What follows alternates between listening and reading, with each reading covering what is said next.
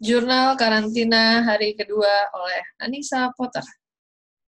Ya, alhamdulillah ini hari kedua di kamar hotel karantina di dekat Bandara Narita. Kondisi badan lebih fresh lah dibanding kemarin, tapi tetap masih agak lemes. Terus, apa lagi ya? Semalam tidur cukup enak, meski nggak ada guling. Indonesia banget ya, harus ada guling. Cuma ada satu bantal sama selimut, tapi ya alhamdulillah bisa tidur pulas. Kalau orang yang kenal saya tahu saya pelor, gampang tidurnya. Ya, ini saat ini jam 12:30 siang, jam sini ya, JST. Berarti Indonesia jam 10:30 lah, 10:30 pagi. Hari kedua tidak ada begitu perbedaan. Ini pagi pertama saya di Jepang karena kemarin baru check-in-nya sore di jam 2 jam 3. Jadi benar-benar baru semalam di sini gitu. Terus selama karantina kita diwajibkan untuk melaporkan kondisi badan, kondisi suhu segala macam gitu. Jadi dari pihak kampus tuh kita dikirimin semacam lembar Excel, terus di situ ada isian, kita cukup milih kalau kita ada ada ngerasa diare atau apa segala macam gitu. Nah, di sini mungkin aku mau share tentang share screen pengisian form kondisi badan health check saat karantina. Sebentar ya. Ya, jadi ini formnya dalam 2 bahasa, Indonesia-Jepang.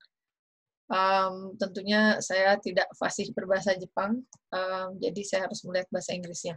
Jadi di sini isian datanya, biasa nama, di atasnya ada nama, terus period of stay-nya, terus asal negara, terus tingkat berapa, karena saya baru tahun pertama, tulisnya tahun pertama.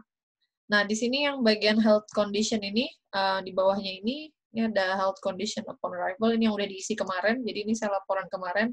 Pertanyaan itu apa punya demam, yes or no, tidak.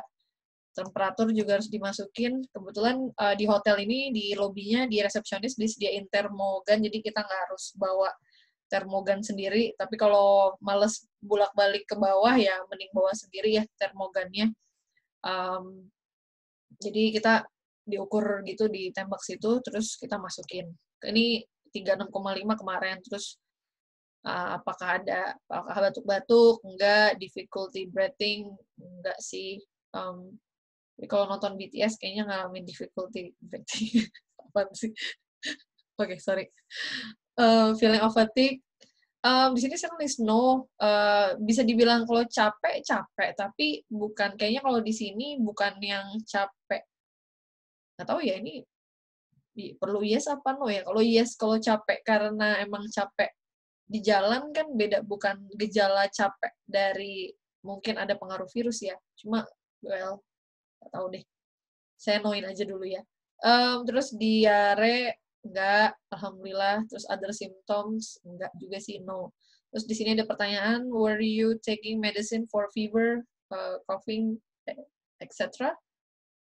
Enggak sih, cuma minum tolak angin, tapi tolak angin kan bukan obat ya. Jadi buat ini aja. Oke, sekarang mau kita masukin laporan di first day di 16 Oktober 2020. Di sini temperaturnya ada AM PM, kayaknya kayak pagi sore gitu kali ya, kayak rumah makan Padang ya pagi sore. Jadi AM mungkin yang sebelum jam 12, kalau PM setelahnya. Nah, kemarin tadi udah sempat ke bawah ngukur suhunya 36,2. 36,2, terus batuk-batuk enggak? Oh enggak, oke. Enggak jelas sih, sorry. Oke. Ini batuk tidak, difficulty breathing enggak juga sih. Meski hidung agak mampet tapi masih bisa napas. No feeling of fatigue. Well, enggak, agak fresh sekarang meski ya kalau ngantuk-ngantuk ada, tapi ngantuk sama fatigue kan beda ya.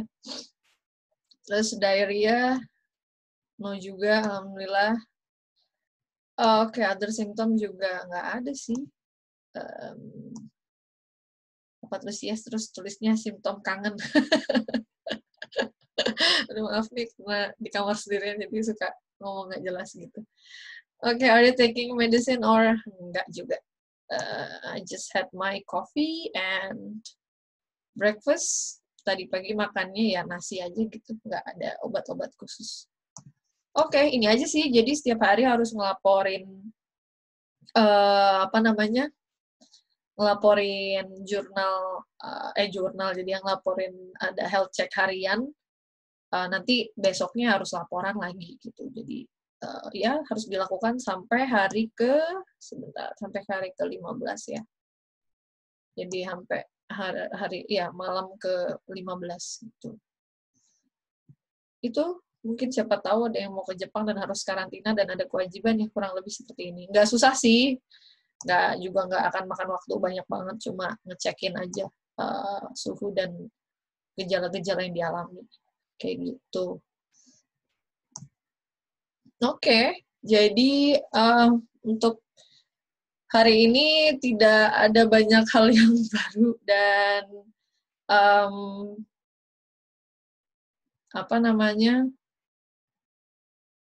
kemarin itu iya karena jurnalnya di record malam dan ini masih siang, jadi nggak waktunya nggak gitu jauh beda. Tapi yang pasti tadi pagi sih sarapan jadi hotelnya nyediain sarapan, dia nawarin nasi, terus miso soup, terus kare Jepang gitu, tapi nggak ada dagingnya, cuma sausnya doang. Terus ada apa lagi ya tadi ya? Kebetulan aku bungkus nasinya. Ternyata boleh bungkus, tapi emang disayangkan mungkin ini karena protokol COVID kali ya. Jadi kirain tuh sarapannya modelnya kayak buffet gitu kan. Jadi kita bisa makan bisa makan sepuasnya. Maksudnya kita ngambil piring terus kita ngambil sesuai porsi, ternyata enggak. Jadi sarapannya itu udah di pak-pak plastik gini. Jadi semuanya tuh dibungkus, ada yang plastik kayak gini, sama ada yang di cup-cup gitu yang kayak cupnya Lawson gitu loh, yang kalau beli apa tuh namanya, yang sup-sup seafood itu, yang nugget yang bakso, fishball gitu.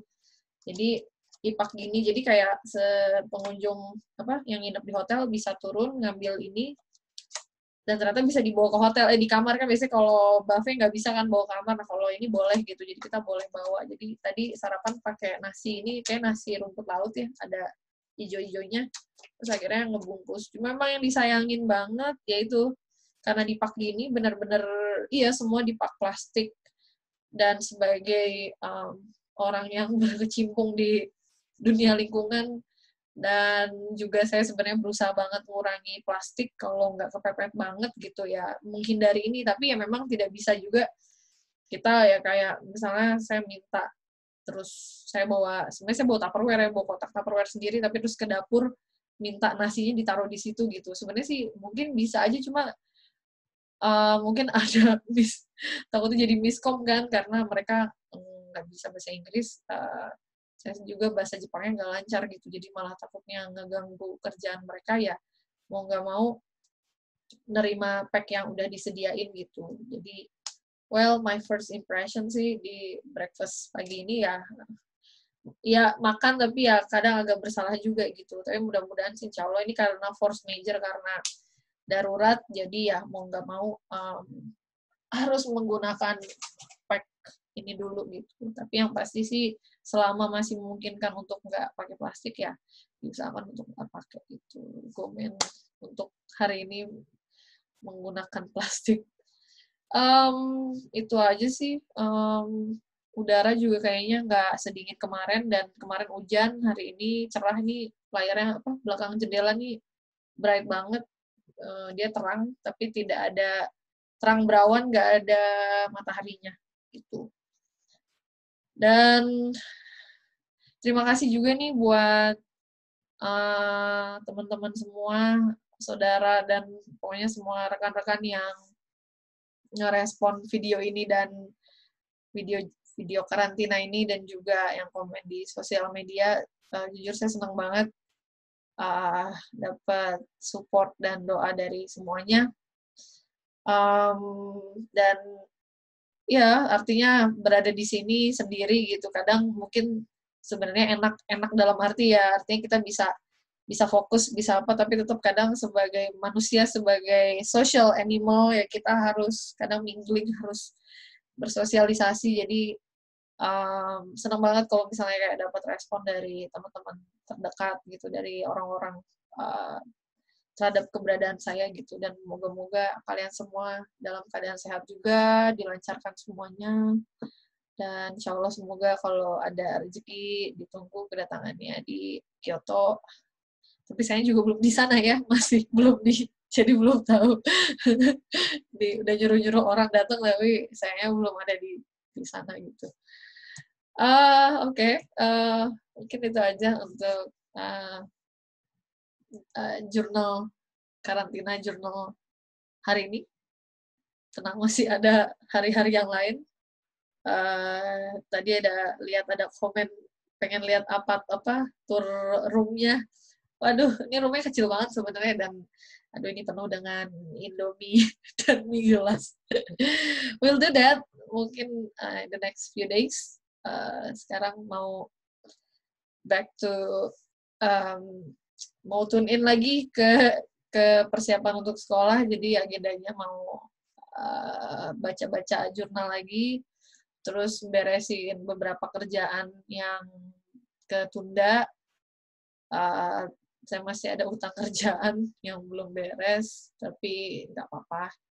Dan kemarin juga semalam sempat bikin notes pakai bikin reminder pakai post-it. Ini ngebantu banget sebenarnya selama karantina, nggak nyangka bahwa ini bakal kepake banget. Kemarin juga beli post-it tuh random aja gitu, mikir karena ini nganggur di rumah, udahlah bawa aja siapa tahu kepake, dan ternyata kepake gitu. Jadi beli ini buat bikin catatan-catatan apa yang harus dilakuin gitu, untuk ngirim email ke siapa, harus ininya apa, terus mau booking nanti naik kereta atau gimana gitu. Jadi daripada, meski sebenarnya bisa aja dicatat di buku jurnal, tapi kalau di post-it terus ini ditempel. Kebetulan ini ada TV nih di sebelah sini, di sebelah sini ada TV, tapi karena lagi belum mau nonton juga, akhirnya jadi TV-nya dipakai buat naruh post-it nih, kayak gini nih. Nah. Jadi